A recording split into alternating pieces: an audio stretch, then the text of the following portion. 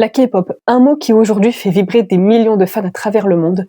Mais avant d'être ce phénomène planétaire, la K-pop c'est surtout une histoire d'évolution d'artistes, de chansons et de générations. De la naissance des idoles dans les années 90 à la domination mondiale d'aujourd'hui, on va retracer ensemble l'évolution de la K-pop à travers ces 5 générations.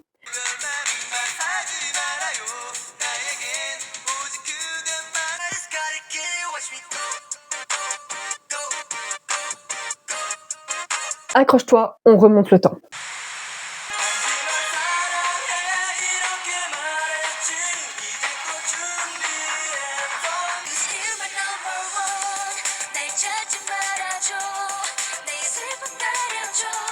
Tout commence au début des années 90 avec Seo Taiji and Boys, je suis à dire un peu, avec YG dedans, quand même. Il révolutionne la musique coréenne en mélangeant rap, rock, dance, un peu tout un mélange du jamais vu à l'époque. Puis ensuite, il y a eu des groupes comme H.O.T., SES, Shinhwa et alors comment on dit ça, Fin KL, je sais pas comment on dit en fait. Bref, ce groupe-là. Mais c'est surtout avec l'arrivée de la SM en 95, donc avec H.O.T. et SES juste après. C'est surtout là en fait. C'est la SM qui a créé les codes de la K-pop, le système de trainee et tout. Voilà. T'as eu Seo Taiji and Boys qui ont fait un certain style de musique. SM a repris la recette musicale à sa sauce et a aussi imposé le côté idol, trainee, tout ça. En fait, le système de la K-pop tel qu'on le connaît aujourd'hui, c'est l'Issoman. J'en ai parlé d'ailleurs dans ma vidéo sur l'histoire de la K-pop.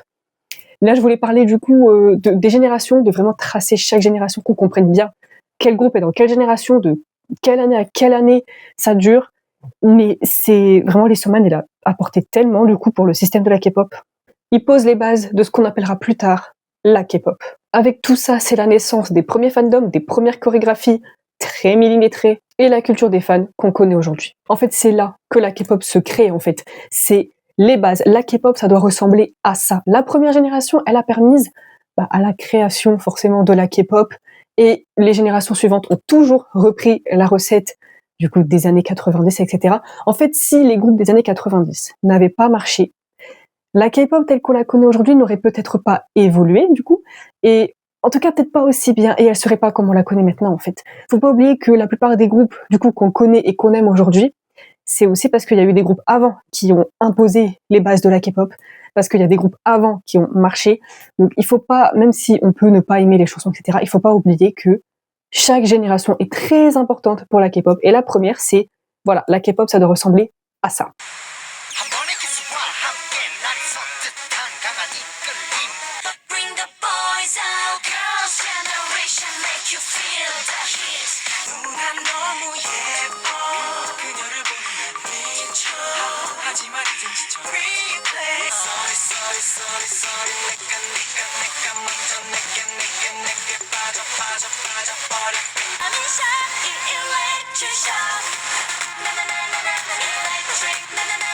Au début des années 2000, la K-pop devient un phénomène d'abord en Asie et petit à petit va commencer à devenir un phénomène mondial. Vous allez voir que c'est petit à petit, mais ça commence déjà à être un phénomène en Corée du Sud et en dehors de la Corée, notamment au Japon. C'est un énorme succès, la K-pop. C'est là qu'il y a ce qu'on appelle l'époque dorée avec la Hallyu, donc ça veut dire la vague coréenne en gros.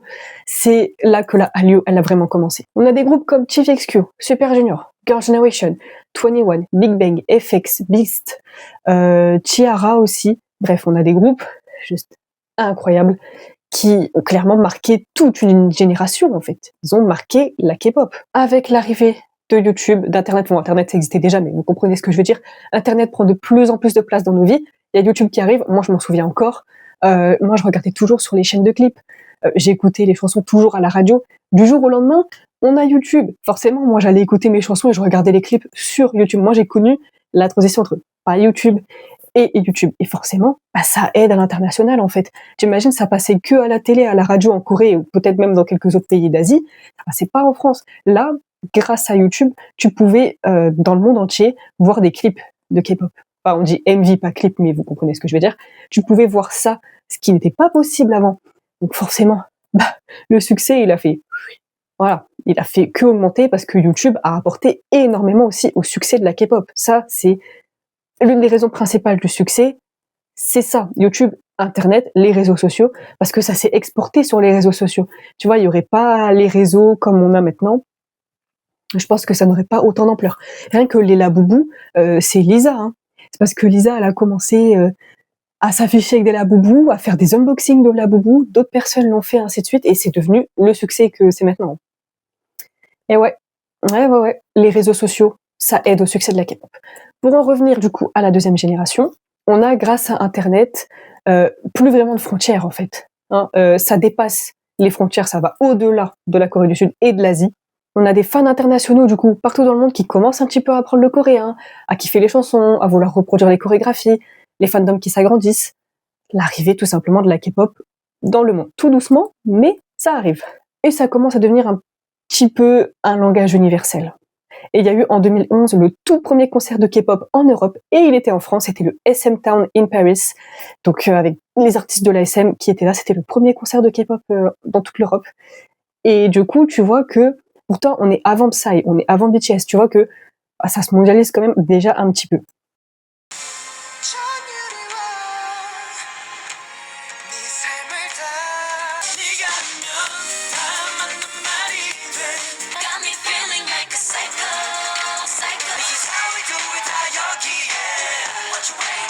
C'est la génération de la mondialisation. C'est vraiment, c'est un peu bête ce que je vais dire, mais c'est vraiment la transition entre la deuxième et la quatrième. La deuxième, c'est le tout début de la mondialisation. La quatrième, maintenant, c'est l'explosion sur les réseaux sociaux. Bah, la troisième, elle est pile entre deux, mais sans la troisième, il n'y aurait pas eu la mondialisation après. C'est cette génération-là qui a fait de la K-pop une explosion internationale. Déjà, on a eu Gangnam Style de Psy. Alors lui, il a débuté bien avant. Hein. C'est pas un idol de troisième génération, mais c'est plus un idol de deuxième génération. Mais Gangnam Style, c'est sorti en 2012, début de la troisième. Ensuite, on a eu EXO, on a eu BTS, plus tard on a eu Blackpink. Eh oui, on a eu notamment BTS et Blackpink pendant cette génération-là, qui sont du coup les groupes au masculin et au féminin, qui ont fait encore plus péter à l'international la K-pop. Et on a encore et toujours les réseaux sociaux et YouTube qui participent à l'explosion internationale, surtout que t'as des interactions. V-Live qui commence aussi à être populaire, etc. Il y a beaucoup d'émissions télé, bon, il y en avait déjà avant, mais là, il y en a vraiment beaucoup. Donc, il y a un côté aussi, tu te sens proche d'eux un petit peu, tu vois. Et du coup, on a des groupes comme EXO, BTS, Blackpink, on a aussi Twice, Red Velvet, on a NCT, on a GOT7, Monsta X, des groupes de ouf, en fait. On a aussi iKON, Winner, bref, des groupes de ouf. Vraiment des groupes de malades. Il y a aussi J-Fuen aussi, qui était pas mal populaire. J-Fuen plutôt, pas J-Fuen. Donc, on a des groupes de ouf avec qui on peut interagir, qui font des chansons super, et l'explosion sur les réseaux sociaux et tout. Puis après, il y a aussi de très bonnes chansons, tu vois. Cette génération-là, c'est aussi celle des performances de ouf, des MV ultra produits, genre vraiment. Les MV, ils ont toujours été très bien produits, très beaux, mais là, c'est un autre niveau, tu vois. Quand tu regardes des MV de deuxième génération et ceux de troisième, genre de Blackpink, de BTS, d'EXO et tout, ouais, c'est un autre niveau, en fait. On est passé vraiment à une étape vraiment très très supérieure. C'est la génération non seulement de la mondialisation, mais aussi de la perfection. Et surtout, on a une identité de groupe plus forte que jamais. Chaque groupe a vraiment son identité. Tu vois, j'imagine pas BTS et GOT7 échanger leurs chansons. Tu vois, les chansons de GOT7, j'imagine pas BTS les chanter, inversement non plus. Monsta X, NCT, ça n'a rien à voir non plus. Voilà. Là où avant, les groupes avaient tous leur identité, mais avaient quand même tous un petit peu le même délire, là, maintenant, non, clairement pas. Dans la troisième génération, chaque groupe a vraiment son identité, apporte vraiment sa touche artistique et tout. Et en fait, du coup, quand tu vois ça, tu te dis, bah, je peux m'identifier à tel groupe. Moi, en fonction de qui je suis et en fonction de mes goûts, je m'identifie plus à tel groupe. Ce qui aide aussi. Mais là, on a une identité de groupe qui est vraiment plus forte que jamais. Et c'est aussi là que la K-pop commence à devenir un vrai mouvement culturel dans le monde. C'est pas juste, ouais, ça vient de Corée du Sud, ça commence à devenir quelque chose dans la culture.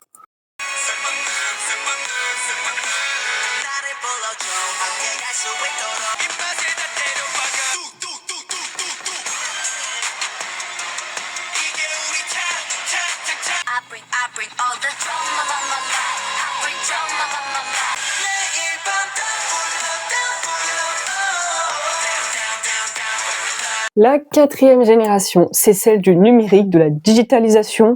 Et les idols se mettent à faire vraiment de tout. Hein. Vraiment, faut savoir vraiment tout faire pour être idol. Non seulement, oui, bon, chanter, danser, rapper, voilà. Il y a aussi le fait de savoir produire. Tu participes aussi à la production de tes chansons et tout. Bon, il y a déjà des groupes de toutes les générations qui l'ont fait, hein, qui ont participé, etc. Mais tu dois aussi limite savoir un peu jouer la comédie. Tu dois pouvoir savoir être acteur parce que tu peux jouer dans un K-drama, mais aussi pour les MV, les expressions faciales et tout, ça se faisait déjà avant. Hein. Quand tu regardes genre VIX, par exemple, leur MV, c'est un groupe de troisième VIX. Ouais, les expressions faciales et tout, le jeu d'acteur, il est ouf. Donc en fait, là, en quatrième, c'est encore plus poussé. Tu dois savoir tout faire. Tu dois savoir expérimenter plusieurs styles, tu dois savoir produire aussi de toi-même. Et c'est aussi le moment de la digitalisation, c'est vraiment Internet, quoi. Ils ont compris que il fallait populariser la K-pop à l'international. Bah, il y a que Internet pour faire ça, en fait. Il y a que les réseaux sociaux, YouTube pour faire ça. Donc c'est vraiment là encore plus l'explosion. Alors après, on a toujours les groupes d'ancienne génération qui sont toujours en activité. Par exemple, BTS, c'est un groupe de troisième, mais ils vont sortir un album en 2026. Bah du coup, c'est toujours un groupe de troisième, BTS. Pourtant, ils sont toujours là. Blackpink, elles ont fait un comeback cette année, elles sortent bientôt quelque chose. Voilà, c'est des groupes qui sont toujours là et qui continuent de participer à la mondialisation. Mais la quatrième, ils sont arrivés, ils ont fait, faut tout digitaliser en fait. Il faut rendre ça encore plus moderne, plus numérique, même les sons, tu vois, auditivement, c'est encore plus expérimental, c'est plus, tu sens que c'est fait par ordinateur, hein, mais voilà, on expérimente tout. Les MV sont toujours très beaux visuellement, mais il y a des trucs, ouais, ça se voit que c'est une expérience, quoi. Mais c'est très bien, c'est vraiment bien.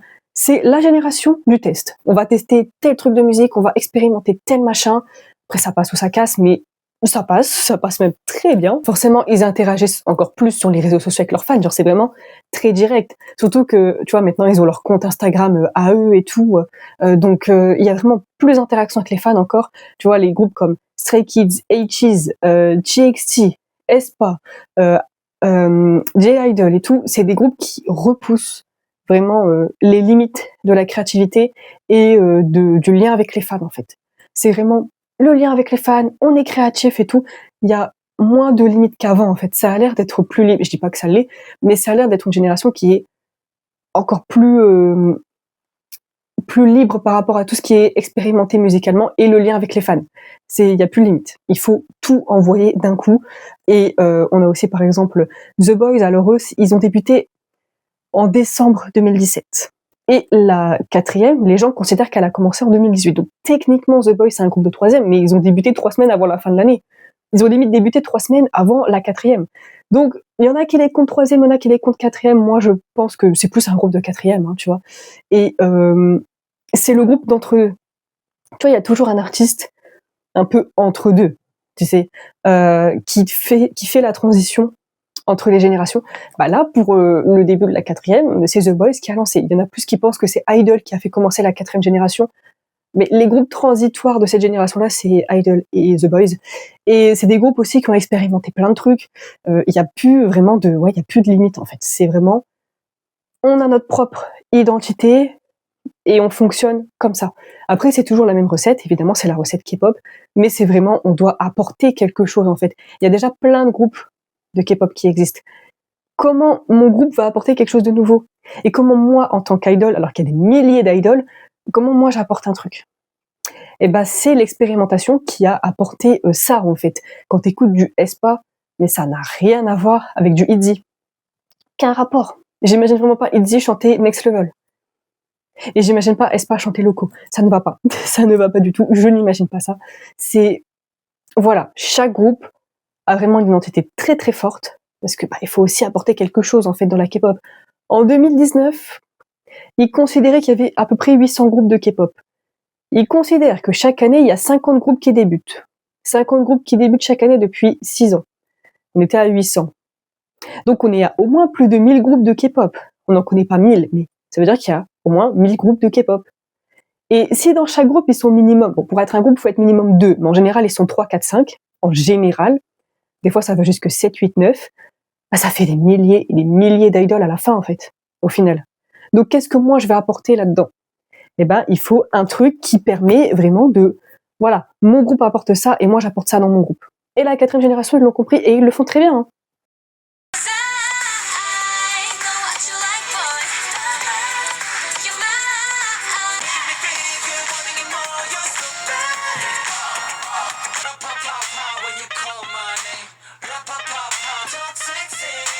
c'est vraiment celle d'une nouvelle ère. En fait, la 5e génération, elle est arrivée du jour au lendemain et musicalement, ça a tout changé. Genre vraiment, ça n'a aucun rapport. Écouter une chanson de genre, allez, 2e génération et une chanson maintenant de 5e. Waouh! Le choc parce que la K-pop, c'est pas vieux. Tu vois, ça date des années 90. Ça fait 30 ans. C'est pas vieux, hein, ça fait pas 70 ans non plus que ça existe, quoi. Et par exemple, Neurotic, elle date de 2008. Elle a même pas 20 ans. Elle est pas vieille, cette chanson. Et pourtant, waouh, le changement, il est ouf. Vraiment, la K-pop, ça a changé d'un coup du jour au lendemain avec la 5e génération. Ça a vraiment apporté autre chose de complètement nouveau. Donc on a des groupes comme New Jeans, Les Seraphim, on a Rise, on a Zero Base One, on a TWS, Boy Next Door, tout ce genre de groupes-là, Miao aussi, All Day Project, Elite, je les ai dit, je sais plus. C'est vraiment les groupes-là, hein, les groupes de 5e. Ces groupes-là, ils ont un peu redéfini la K-pop. On est passé sur quelque chose d'autre, de peut-être d'un petit peu plus simple. C'est vrai que la 4e génération est extrêmement expérimentale et je trouve que la 5e, je suis peut-être pas la seule à penser, musicalement, est peut-être un petit peu moins expérimentale que la 4e, même s'il y a toujours des trucs très... voilà, hein, quand tu écoutes certaines chansons, oui, bon, quand tu écoutes Miao, c'est particulier, mais c'est pas aussi expérimental que, genre, Aespa. Je cherchais leur nom. Mais c'est peut-être pas aussi expérimental que Aespa, mais bon, on est revenu sur quelque chose de plus simple. Tu vois, quand t'écoutes New Jeans, c'est quelque chose d'un peu plus simple aussi, comparé à la 3e ou la 4e qui ont vraiment révolutionné le style musical. Là, on redéfinit un petit peu les bases de la K-pop. En fait, on n'est pas revenu en arrière parce on est resté sur quelque chose vraiment de très moderne, de très numérique, de très digital, mais on a repris un petit peu certaines bases en fait. Mais là, une chose est sûre, c'est que la K-pop, elle est vraiment mondiale, c'est ancré dans la pop culture, c'est un mouvement en fait, c'est vraiment genre la K-pop, c'est vraiment tout un mouvement mondial et c'est limite devenu, tu sais, un langage et tout. Plus, il y a des mots, tu vois, quand t'es fan de K-pop, tu vas dire bias, genre des trucs comme ça, tu vois. Et en même temps, j'ai l'impression vraiment il y a plus de barrière en fait.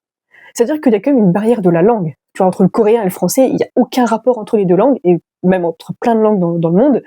Et pourtant, bah, on comprend un petit peu les messages qu'on veut nous faire passer dans les chansons et tout. Bref, on comprend en fait. La K-pop, c'est devenu un langage en fait. Il n'y a même pas cette barrière de la langue coréenne. Il n'y a pas. Bah, du moins, il n'y a plus. Il n'y a plus ça. Depuis notamment, bah, grâce à la 3e génération qui a un petit peu cassé cette barrière, là, avec la 5e, il n'y en a vraiment plus du tout. Il n'y a pas de ouais, mais c'est coréen, machin. Non, il n'y a plus ce truc-là en fait. Mais bon, pour en revenir à notre histoire de génération, on a la 1re, la 2e, la 3e, la 4e, la 5e, et il y a des gens qui parlent déjà de la 6e, pas en disant la 6e elle va arriver dans tel temps. Non, ils en parlent en mode on est peut-être déjà dans la 6e avec Cortis. Vous voyez, parce que les gens ils disent ouais, Cortis c'est un concept musical que personne ne fait. Et en fait, on change de génération, c'est un peu les fans de K-pop qui décident quand est-ce qu'on change de génération. C'est pas les agences qui disent bon écoutez, on s'est tous mis d'accord, là on passe à la prochaine. Non, c'est un peu les fans qui se disent bon là, on a bien vu qu'on était passé à autre chose, on a pris un autre tournant dans la K-pop, niveau musical, niveau visuel, etc. Donc on change de génération. Et les gens ils disent ouais, Cortis ils viennent de débuter, là il y a quelques mois, ils viennent d'arriver cette année, et ils font ce que personne ne fait d'autre. Du coup, ça fait pas 5e, du coup c'est la 6e. Alors, je vais vous donner mon avis. Déjà, quand on regarde les années, les générations, elles ont duré quand même, il y en a, elles ont duré du coup 10 ans. La plus longue, ça a été la 2e. Enfin, 1re et 2e, les deux ont duré 10 ans en fait. Donc c'est les deux plus longues. Après, ça a duré, quand tu regardes, du coup, la 3e, elle a duré que 5 ans. La 4e, elle a duré que 4 ans. Et là, la 5e, elle vient à peine de débuter. Et c'est surtout avec New Jeans. Comme elles sont arrivées avec quelque chose qui se faisait pas dans la 4e génération, les fans ont dit ok, on passe à autre chose. Ça fait beaucoup de débats en fait. Il y en a qui disent est-ce qu'on est vraiment dans la 5e? Il y en a qui disent oui, ça fait 3 ans qu'on est dans la 5e. D'autres qui se posent encore la question est-ce qu'on est vraiment passé à la 5e?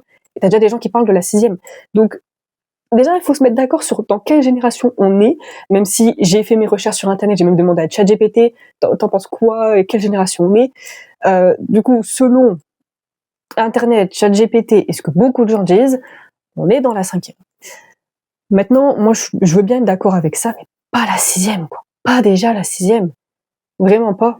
Vraiment pas. Et c'est surtout qu'ils vont tous essayer d'expérimenter, de sortir des cases. Donc, dès qu'un groupe va sortir un peu du lot, on va dire que, on a pris un tournant dans la K-pop, donc on passe à la génération suivante. Mais non, parce que sinon, dans un an, on est à la 10e génération, et non. Non, non, non.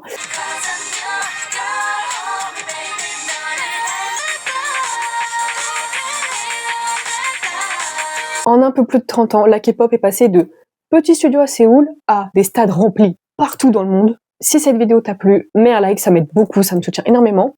Dis-moi en commentaire quel est ton moment préféré de la vidéo, quelle est ta génération préférée, ce que tu penses de cette histoire de génération. Et si t'es fan de K-pop et que tu veux absolument rien rater de mes vidéos, abonne-toi, puis rejoins-moi sur Instagram et sur TikTok parce que je fais des petites vidéos du coup dessus, toujours sur la K-pop. Alors viens me rejoindre là-dessus, c'est très important. Et on se retrouve la semaine prochaine pour une nouvelle vidéo sur la K-pop. Alors, à la semaine prochaine les K-fans.